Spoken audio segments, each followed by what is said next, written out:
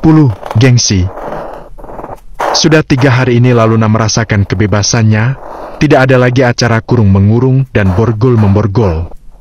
Dia sudah bebas keluar masuk rumah besar ini tanpa mengkhawatirkan Ace kembali memasungnya. Tapi anehnya 3 hari belakangan ini pria kejam itu tidak menampakkan batang hidungnya, entah itu saat pagi ataupun malam hari. Laluna juga tidak bertanya kemana Ace pergi. Gengsinya yang setinggi gunung Everest benar-benar susah untuk dilelehkan. Laluna hanya diam walaupun rasa penasarannya kian membumbung tinggi. Berulang kali dia melirik pada Esmeralda yang tengah menemaninya makan malam. Tidak ada orang lain di sini, hanya mereka berdua. Laluna juga tidak melihat wanita itu sedari pagi, padahal kemarin dia melihatnya sedang menguras kolam renang. Kemana wanita gatal yang sering menatapnya penuh ketidaksukaan itu sekarang? Bagaimana makan malamnya, Nyonya?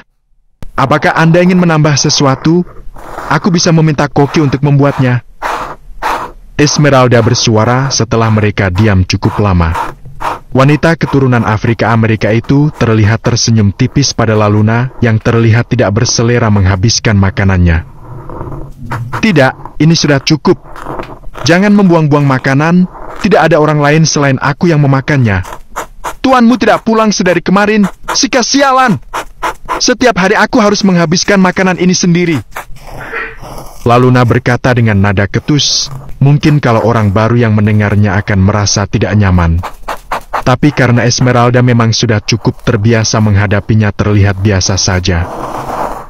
Tuan Gabriel sedang berada di Timur Tengah, Nyonya. Tuan ditemani oleh Pedro, mereka sedang melakukan perjalanan bisnis. Tiba-tiba saja Esmeralda menjelaskan sesuatu. Wanita parubaya itu seakan peka apa yang sedang diinginkan oleh Laluna. Sayangnya Laluna tidak semudah itu menunjukkan wajah senangnya saat mengetahui kemana Ace pergi. Dia tetap saja berekspresi acuh tak acuh bahkan terlihat benar-benar tidak mau peduli tentang pria itu sekarang. Memangnya aku bertanya? Tukasnya ketus. Laluna bangkit, dia menggeser kursi dengan kasar hingga menimbulkan suara nyaring yang cukup membuat telinga sakit. Aku hanya memberitahu, Nyonya pasti bertanya kemana Tuan selama 3 hari ini bukan? Tanpa peduli dengan sikap ketus Laluna, Esmeralda kembali menyahuti. Ekor matanya memberikan perintah pada bawahannya agar segera membereskan meja makan yang masih penuh dengan berbagai macam hidangan berat. Apa aku terlihat peduli? Terserah dia mau pergi kemanapun, aku tidak peduli. Laluna menekan setiap kata terakhir yang diucapkannya seraya melangkah lebar keluar dari ruang makan. Dia tidak berminat untuk kembali menoleh. Dagunya terangkat tinggi melewati beberapa pelayan yang terlihat sibuk hilir mudik membereskan pekerjaan mereka yang belum selesai. Sementara di ruang makan Esmeralda masih terdiam di tempatnya, dia masih memantau para bawahannya yang terlihat sibuk membersihkan meja makan dengan cekatan. Habiskan sisa makanannya, Nyonya tidak akan memakannya lagi. Titahnya sebelum dia mengambil langkah seperti Laluna keluar dari ruangan tersebut. Esmeralda terlihat berwibawa, dia akan memastikan kalau wanita yang dinikahi oleh tuannya itu benar-benar masuk ke dalam kamarnya dan tidak berniat untuk kembali kabur. Samar-samar sudut bibir Esmeralda terangkat. Dia tahu kalau Laluna tengah penasaran dengan keberadaan tuannya tadi. Sikap ketus dan angkuhnya tadi hanya untuk menutupi rasa gengsi dan malunya saja. Mereka memang jodoh sepertinya, sama-sama termakan gengsi dan ego yang tinggi. Kalau seperti ini terus, kapan ada anak kecil berlarian di rumah ini? Gumam Esmeralda pelan seraya menghela napas berat. Di tempat lain, perbedaan waktu yang cukup jauh membuat kondisi dan keadaan yang dirasakan oleh Ace jauh berbeda dengan Laluna. Saat ini, Laluna sedang tertidur lelap di atas peraduannya yang nyaman dan empuk, sementara Ace sendiri tengah berada di atas padang pasir yang cukup terik dan panas. Dia bahkan sampai menggunakan penutup kepala dan wajah seperti sebuah sorban khas negara itu. Hanya kedua matanya saja yang terlihat, begitu juga dengan Pedro yang tengah berdiri di sebelahnya. Kau yakin Tuan Mera akan datang? Tanyanya pada Pedro tanpa mengalihkan pandangannya dari hamparan luas padang pasir yang terlihat panas membara karena terbakar matahari. Aku sudah mengkonfirmasikannya, Tuan. Dia sendiri yang meminta kita menunggu di tempat ini dan membawa barangnya, sepertinya. Belum sempat Pedro menyelesaikan ucapannya, beberapa mobil sudah terlihat dan mendekat dari jalanan yang berseberangan saat mereka datang tadi. Ace hanya menatap, tidak berminat untuk bergerak dari tempatnya. Dia tetap berada di atas kap mobilnya sementara Pedro sudah turun dan berdiri tegap di depan junjungannya. Tidak lama ketiga mobil berwarna hitam itu berhenti. Jarak yang mereka ambil cukup jauh dari tempat Ace dan Pedro berada saat ini. Sekitar 20-30 meteran membuat Ace harus benar-benar mempertajam penglihatannya.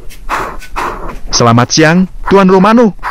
Maaf, karena pertemuan pertama kita harus berada di tempat seperti ini. Kau pasti tahu bagaimana pemerintah. Ya, aku tahu. Sekarang kita selesaikan dengan cepat. Aku sudah tidak tahan. Di sini sangat panas. Ace menyela. Dia turun dari kap mobil, ekor matanya melirik pada Pedro memberikan perintah agar pria berkepala pelontos itu segera bergerak. Sudah sangat paham dengan kode yang diberikan junjungannya itu, Pedro segera bergerak. Dia membuka bagasi mobil untuk menurunkan sebuah koper berukuran besar yang berisikan banyak senjata api. Kenapa kau meminta aku yang mengantarkannya secara langsung? Ini benar-benar pekerjaan yang merepotkan. Kau terlalu banyak mulut. Ace melimpahkan kekesalannya. Baru kali ini dia turun tangan sendiri mengantarkan pesanan pembelinya, bahkan sampai melintasi benua.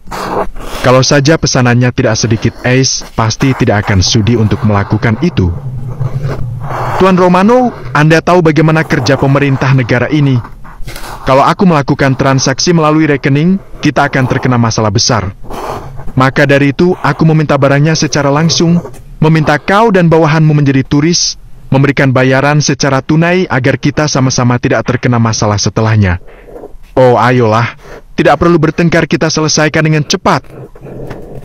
Pria berpakaian tertutup itu terlihat memberikan instruksi pada anak buahnya. Tidak lama sebuah koper besar sudah berada di atas kap mobil milik pria Timur Tengah tersebut. Suara kunci keamanan koper terdengar lalu terbuka, menampilkan lembaran uang dolar yang tidak bisa terhitung. Aku sudah siapkan uangnya, sekarang berikan barangnya. Pintanya terdengar sedikit memerintah dan Ace tidak suka dengan itu.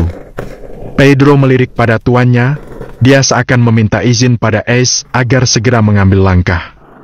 Tapi Ace belum memberikan respon apapun. Dia hanya menatap lurus seakan memindai orang-orang yang tengah bertransaksi dengannya tersebut. Jangan lengah. Itu yang diucapkan oleh Ace lewat sorot matanya pada Pedro. Ace mengangguk pelan. Dia segera turun dari kap mobilnya, lalu menyalakan rokok dan menghisapnya santai.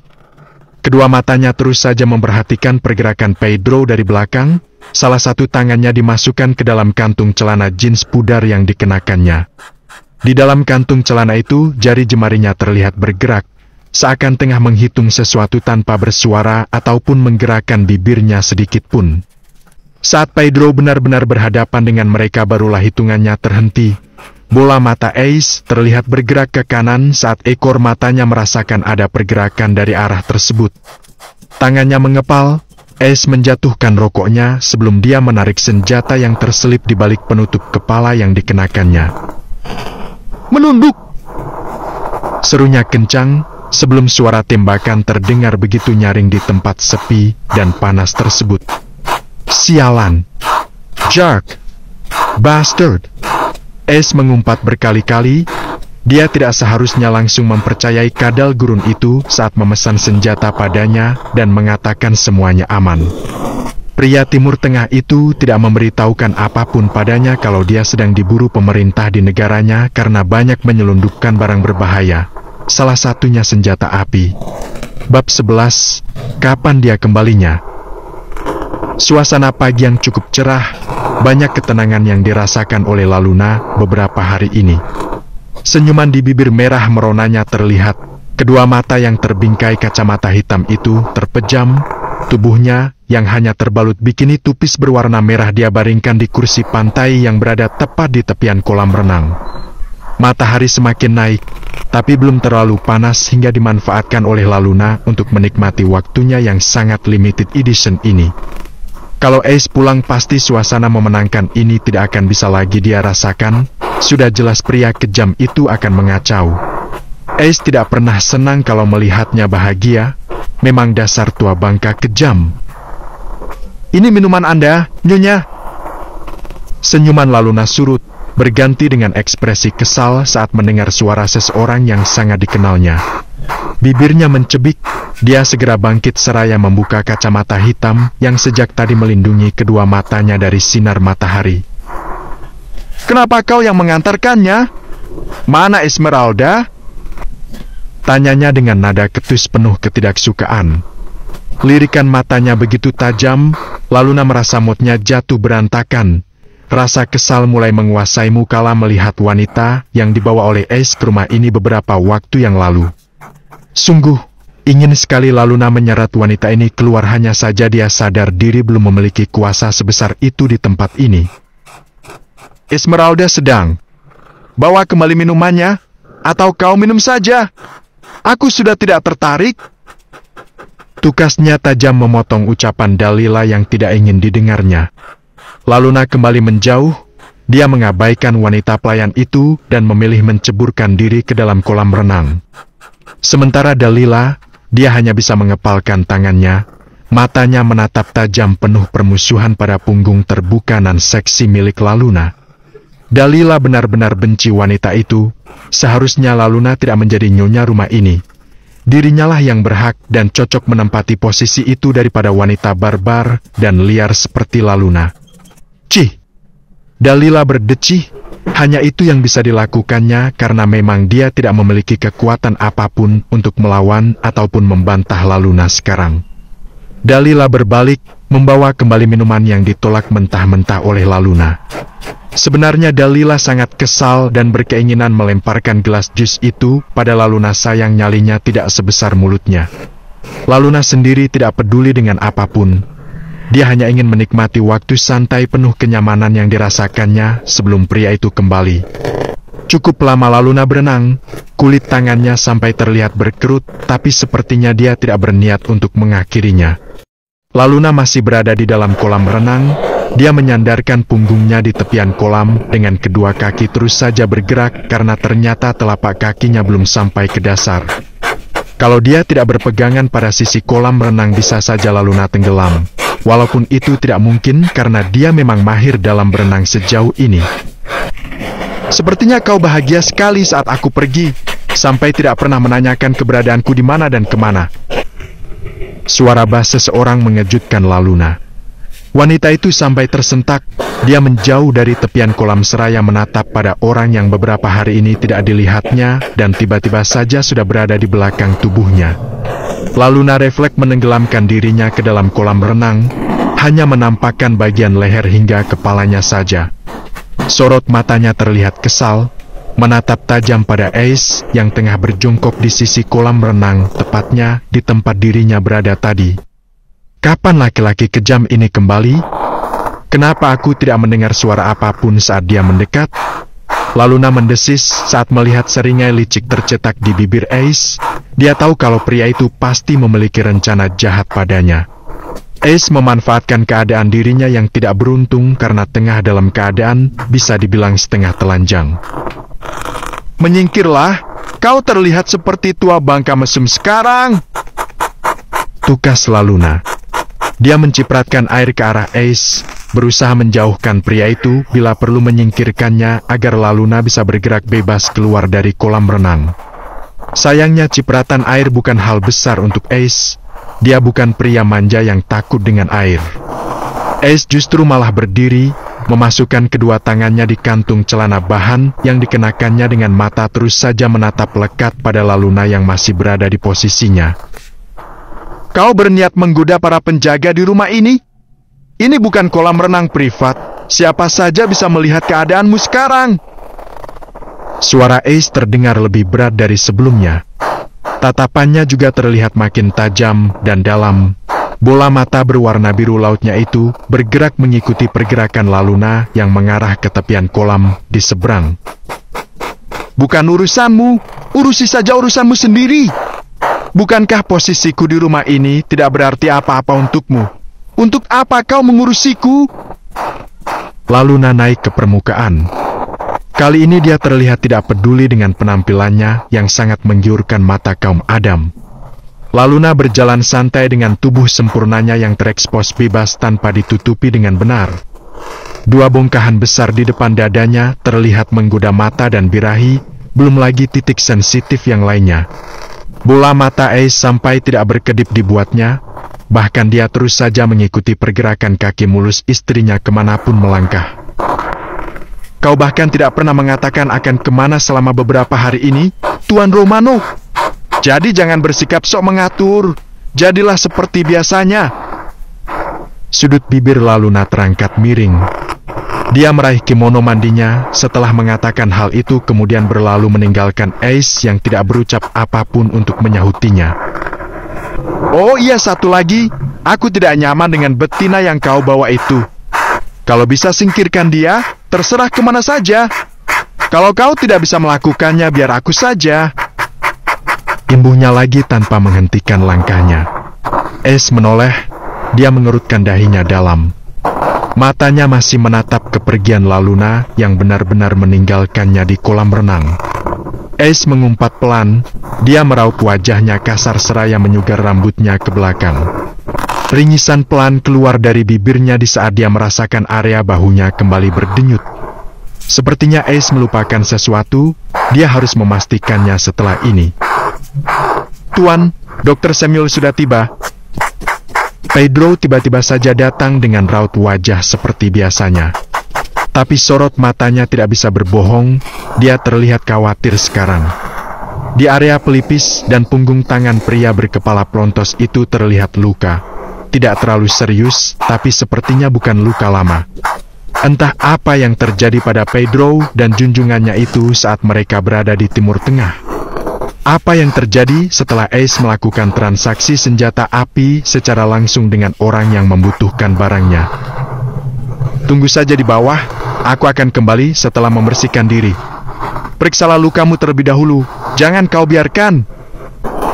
Ucap Ace seraya melangkah menyusul Laluna menuju lantai 2 rumahnya, di mana letak kamar keduanya berada. Mereka memang berbeda kamar, tapi ruangan itu masih dalam satu tempat, hanya berjarak beberapa meter saja. Ace kembali meringis sembari menggerakkan bahunya, sepertinya luka yang dialaminya kembali terbuka karena pergerakan yang tidak terkontrol. Sialan! Dia terkena tembakan di area sana, beruntung bukan kepalanya yang kena. Amir benar-benar membuatnya kesal, rupanya pria Timur Tengah itu sudah diikuti oleh sekelompok anggota keamanan di negaranya yang memang sudah mengincarnya sejak lama. Beruntung Ace dan Pedro bisa melarikan diri, beruntungnya lagi koper besar berisikan uang jutaan dolar yang menjadi pembayaran senjatanya tidak sampai tertinggal. Kalau saja tertinggal, Ace memilih untuk membantu para anggota keamanan itu menembak kepala Tuan Amir. Suara kekehan Ace terdengar, dia tertawa sendiri.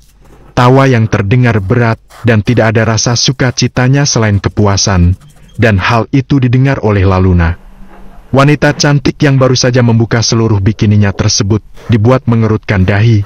Laluna bisa mendengar tawa tak bernada milik Ace karena pintu kamarnya tidak tertutup dengan rapat rupanya. Sika, dasar suami sinting. Selain kejam ternyata dia juga agak gila rupanya. Gumamnya.